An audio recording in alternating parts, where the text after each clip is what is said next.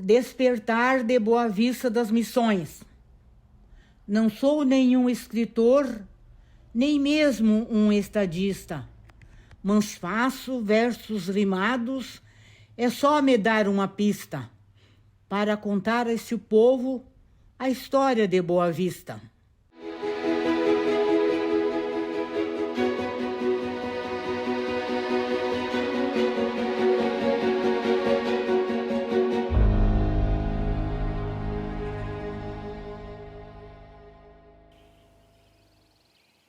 Mais ou menos em 1920, há muitos anos passados, não havia gente aqui, era um lugar descampado. Hoje já é uma cidade, este chão abençoado. Tenho 92 anos, nasci em 1932, vim para cá com 25 anos. Eu sou nascido em Boa Vista, filho de agricultor, mas durante o tempo da juventude, né, jovem, eu morei em outros lugares, morei em Santa Catarina, morei em Montenegro, mas foi por pouco tempo, sempre retornei para minha terra. Eu vim para cá em 69, era professora municipal. Vieram de todos os lados, sem obstáculos ou barreira, e aqui fizeram morada esta gente hospitaleira, nesta terra que hoje é nossa, pedacinho de palmeira. A minha infância era bem pobre, né? Naquele tempo, por mais que meus pais tinham uma boa quantidade de terra, naquele tempo, a terra não valia nada, né? Então era tudo, a gente era bem pobre, né? A minha infância foi bastante sofrida. Frio, bastante frio naquele tempo, não tinha uns casacos bons para vestir, né? Viemos aqui para começar a Olímpio, que o Olímpio veio antes do que eu, um ano. Daí o Olímpio tinha uma bodeguinha, eu vinha ajudar ele para começar a vida aqui. Aí nós vinha aqui, não tinha o que fazer, trabalhar, porque a coisa era apertada naquela época. Aí o Olímpio cuidava da bodeguinha, eu e ele de 5 anos ia lá, nós já boticava a plantar trigo para poder, mandioca, para poder sobreviver. Não viemos ricos de lá, não. Vieram muitas famílias de várias raças, uma mistura. Montaram indústria e comércio e trabalharam na agricultura, pois quem trabalha sempre alcança um progresso à sua altura. Comprei as terras para mim, quando eu me separou, comecei com pedacinhos. Ficou com a granja e eu fiquei com a ivateira. Foi comprando aos poucos. Primeiro tinha a lojinha lá, vendia lá, depois comprei uma loja do Padilha, embaixo, Posidônio Padilha, tinha uma loja de roupa, tudo. Aí nós começamos a comprar feijão, milho, que tinha aí, não soja, naquele tempo não tinha tanto, no começo não tinha muito soja. Aí fomos comprando, eu comecei a trabalhar, puxar fumo, compramos bastante, nós trabalhávamos com fumo. Uma vez compramos 13 mil arrobas de fumo, eu e o Olímpio sozinho, imprensar, carregar de noite. De noite já era imprensar o fumo, botava lá, levava a Santo Ângelo. Um ficava em casa, trabalhava com... Aí começou a vida. Eu tinha a minha ervateira na avenida da Vila Santa Rosa, né? E os caminhoneiros deixavam os caminhões na beira da BR e iam lá comprar. Davam mais de 100 metros, 200 metros para chegar lá. E pegavam a mercadoria e traziam para o asfalto. E eu vi uma oportunidade de abrir na beira da BR. Naquela época não tinha nenhuma ervateira na beira da BR. Aí eu consegui comprar um terreno aqui e instalei a primeira empresa na beira da BR. Mais tarde surgiram igrejas, as canchas de carreiradas. Para elevar a cultura, as escolas foram criadas e campos de futebol para jogar as peladas. Foi minha sogra que doou a santa no ano 1950. Ela pediu a proteção para esta santa, que ela tinha uma menina assim, deficiente, né? E ela tinha muita preocupação, porque ela saía trabalhar, lavar roupa, e deixava essa menina em casa, né?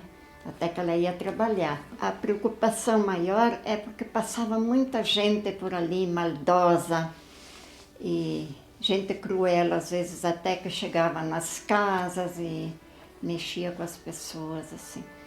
Então, aqui não tinha capela. Aí construíram uma capela, então ela quis doar essa Santa Maria Goretti, que foi o ano que ela foi canonizada lá na Itália. Então, assim como faltava a padroeira aqui, aí ela quis pedir a bênção, a graça para a família e doou esta santinha ali.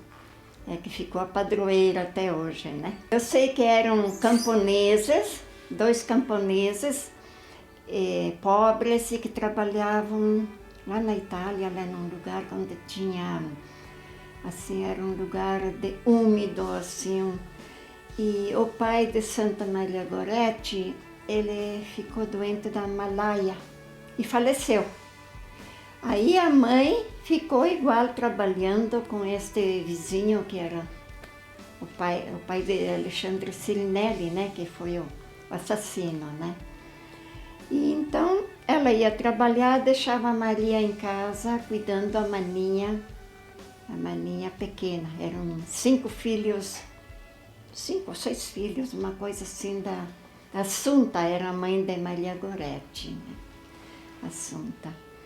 E um dia, então, estavam trabalhando na lavoura, um pouco longe, num lugar onde fazia um pouco de barulho, assim. E este assassino foi lá querer conquistar a menina para fazer maus atos com ela. Aí ela não aceitou, mas fazia tempo que este rapaz estava olhando para Maria, que era uma menina de 12 anos. Ela nunca quis contar para a mãe porque tinha medo que a mãe entrasse em conflito com... Assim ela ficou. Ali, quando ele não conseguiu o que ele queria, ele deu 12 facadas nela. Mas ela não morreu na hora. Ela foi se arrastando e abriu a tranca da porta e foi assim se arrastando indo. Quando a mãe chegou ao meio-dia, ou a hora que ela chegava sempre, ela perguntou: quem foi que fez este mal? Ela disse: foi Alexandre. Mas ele já estava enxaveado, ele se enxaveou no quarto. Aí então ela foi à procura de recurso e levaram para o hospital. Mas ali ela não resistiu. Ali a mãe perguntou: tu perdoa Alexandre? Ela disse: sim, eu perdoo, porque um dia eu quero ver ele lá no céu comigo. Em 1950 ela foi canonizada. É a terra do progresso, da cultura e da beleza. As lavouras, campos e matas é que dão vida à natureza. E como lazer nós temos as cascatas do Fortaleza.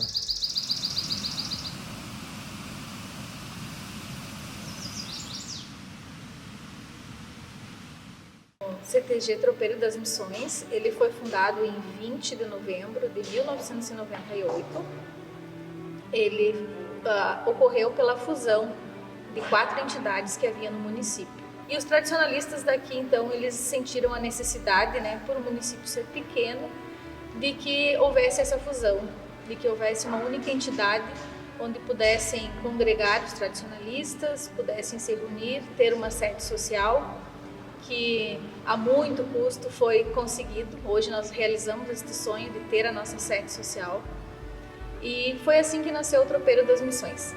Eu já atuei na patronagem como Sota Capataz, como coordenadora artística, como Chiru das Falas, apresentando os nossos eventos e também como coceira artística.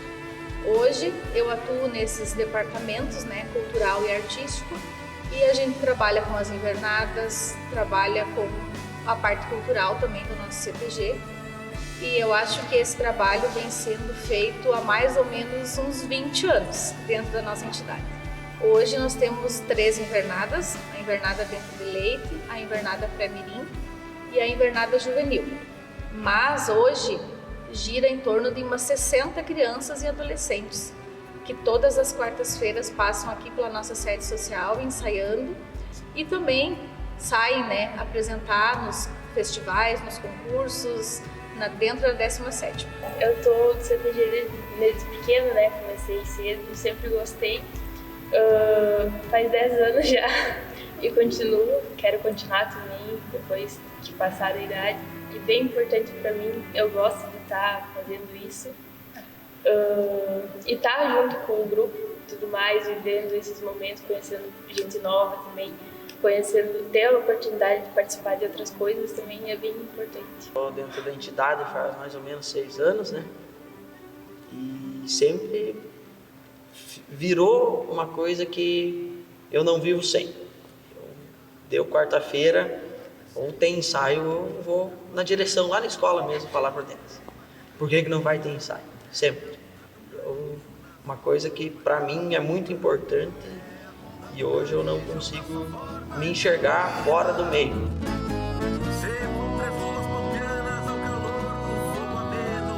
Brotam casos e cambichos misturados ao sereno. Brotam casos e cambichos misturados ao sereno. O Brasil aquece a erva, no romance aos corações. Carijo aceso é namoro em Palmeira das Missões. Carijo aceso é namoro em Palmeira das Missões. Em Palmeira das Missões. Em Palmeira das Missões.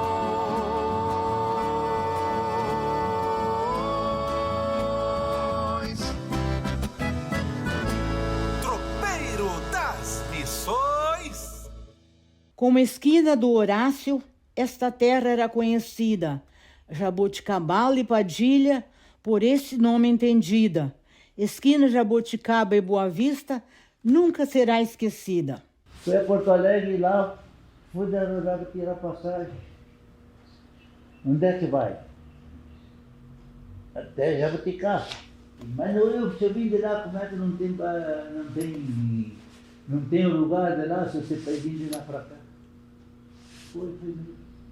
Esquina Horácio, lá na esquina Horácio. Ah, mas aqui foi lá, não tu era. Esquina Horácio, não era nem Jaboticaba, era esquina do Horácio, em Porto Alegre, na rodoviária. Aqui era o município Esquina Horácio. Era ele que começou a vida aqui. Eu afirmo com franqueza e com muita emoção, talvez. Ela se tornou distrito em 24 de abril de 63. Guardem bem na memória, é um lembrete a vocês. Houve, em 92, um movimento, né, da Sociedade Boa Vista de emancipação. O Dionísio era o presidente da Comissão Emancipadora, os homens se uniram, né, uns homens bem, as lideranças boas de Boa Vista, né, para criar o município de Boa Vista das Missões. E eu, como cidadão, na época, fiz a minha parte, né? O que eu pude ajudar, eu ajudei. Eu acho que meio todo mundo ajudou, porque era muito difícil a emancipação. E graças a Deus, com a união de todo aquele povo ali, e um trabalho muito forte da Comissão Emancipadora, houve aprovação, né? Primeiro, consegui ter os eleitores suficientes para a emancipação. E daí foi no tempo do governo Colares ainda. E daí o governo Colares ele deu uma boa força para as emancipações na época. Foi o governador Colares e Pedro Simão. Foi os dois governos que ajudaram muito as emancipações. E então Boa Vista das Missões teve a sorte de ser aprovado, né? Saiu de Palmeiras das Missões na época 5 municípios, onde Boa Vista das Missões foi um deles. O meu pedido aqui faço a você que é um bom ouvinte. Fazemos parte da história e digo mais o seguinte, que fomos emancipados em 92, março, dia 20. Vou findar esses meus versos que escrevi com muito respeito. Sobre o nosso município, já deixei o meu conceito e em 1º de janeiro assumi o primeiro prefeito. A gente sempre tem aquela ambição, né? Opa, Boa Vista emancipou, né? Então a gente pensa, e daí alguém já diz, né? Mas você podia enfrentar, né? E daí eu comecei a botar na cabeça, de repente, quando vi, eu estava querendo mesmo, né? Ser candidato. Primeira coisa, daí decidimos, né? Daí eu fui fazer uma ração no município, ver se eu conseguia, porque eu criei um partido que era fraquíssimo no município. Mas eu consegui apoio de grande liderança de outros partidos. E daí eu vi que dava para vencer, por mais que o meu candidato era muito bom, né? Era o presidente da Emancipação. E uma pessoa boa, uma pessoa bem importante. Mas eu era jovem e futebolístico, né? Envolvido com a juventude. Então, essa juventude, na época, que me ergueu e que me deu a vitória na época. E a gente ganhou a eleição e a gente teve que começar a trabalhar no outro dia, né? Para tentar se organizar para o ano seguinte, quando ia assumir a prefeitura. Então a gente já trabalhou, foi buscar patrola, foi conseguir com o Estado, né? E assim a gente fez, né? A gente trabalhou muito para buscar meios de começar a cuidar do município. Não tinha nada, mas foi bastante difícil, mas foi gratificante, porque trabalho não faltou, né? Boa Vista Missões, você ter uma ideia, dar uma chuva, você não... No interior só ia com tracionado, né? Porque era cheio de atoleiro. Ia para Santa Rita, tinha atoleiro. Ia para Montserrat, tinha atoleiro. Ia para São Marcos, virado em atoleiro.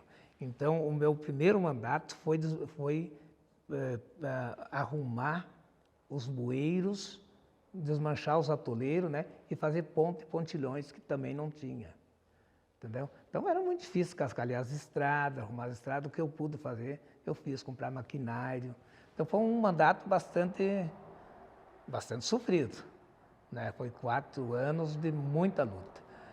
Eu suplico a todos os santos e peço de coração a Deus Pai que nos ajude e dê a sua proteção à Boa Vista das Missões, esse pedacinho de chão.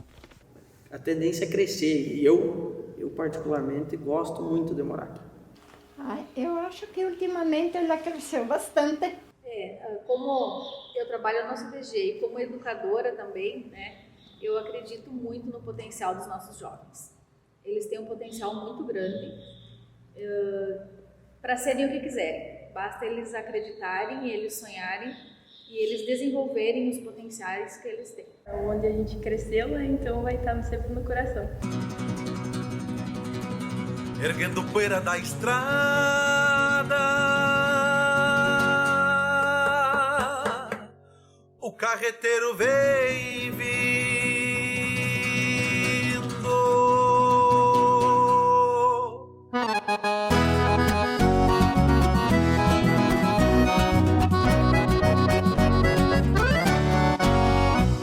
Quando relembro o passado, povoam minhas lembranças, retalhos doces da infância, carregados de esperança, levando erva à fronteira, num carro puxado a boi, produto aqui da palmeira, num tempo que já se foi.